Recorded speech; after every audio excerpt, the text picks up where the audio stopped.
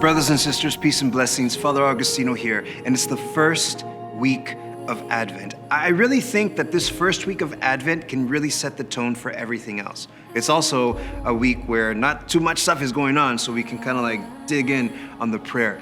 And this week, I want to focus on Nazareth, the town, Nazareth.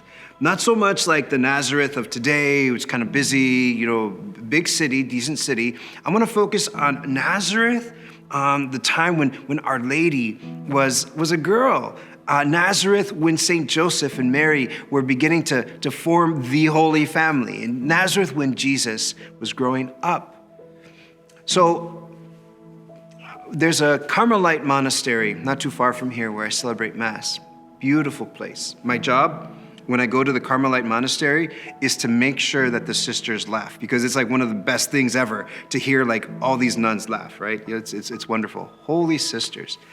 And I remember one time I was invited to hear the confessions of the sisters, and the Mother Superior said, "Father, would you be able to, our confessor was not able to come, could you hear the confession?" Yeah, sure. I got this, right? And she said, "Father, can I speak to you before you hear confessions of the sisters?" And I'm like, "Okay, sure."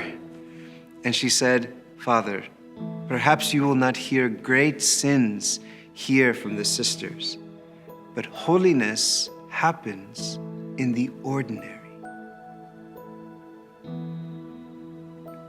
It was an incredible lesson of how holiness really happens. We all read these books of the saints, and we need these stories of when the saints healed people through Jesus, when they did all this stuff. It's amazing. Those signs and wonders help us and build up our faith. But actually, the holiness in these saints happened in the everyday. It didn't kind of like make a huge billboard sign. It was the daily gift of self to Jesus every single day. And really, this is Nazareth. What happened in Nazareth? Only the Annunciation, the Incarnation, the Immaculate Conception. Wow, Jesus lived most of his earthly life in this town, but it's silent, it's hidden. There's not too much that we get from it. We get a couple of good ones, right? Mary, after she received the vision from the angel Gabriel, received the Holy Spirit in Nazareth, right?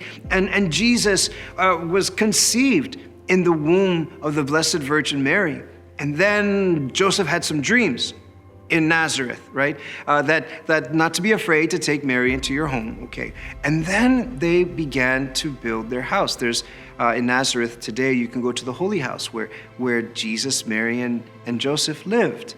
And it's not too far from where Joachim and Anne, Jesus' grandparents, because Jesus had grandparents, lived. It was kind of like a family thing. Imagine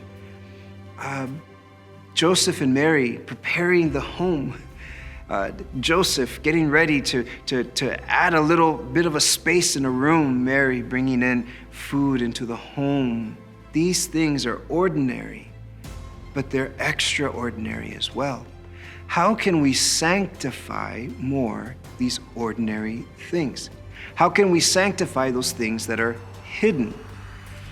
So if Jesus worked with Joseph, then that probably means that there's things that were constructed in Nazareth that Jesus made. We kind of don't know what he would have made or not. It's hidden, but it's his. So there's things in our life that aren't seen and that are offered, and they're holy. Mother Teresa one time said that little things offered to God, when they are offered to God, they become infinite. So you could be sweeping a room, but when you offer it to God, it becomes infinite. This is the beauty of Nazareth, and this is the beauty that I want to invite you all to pray into this first week of Advent.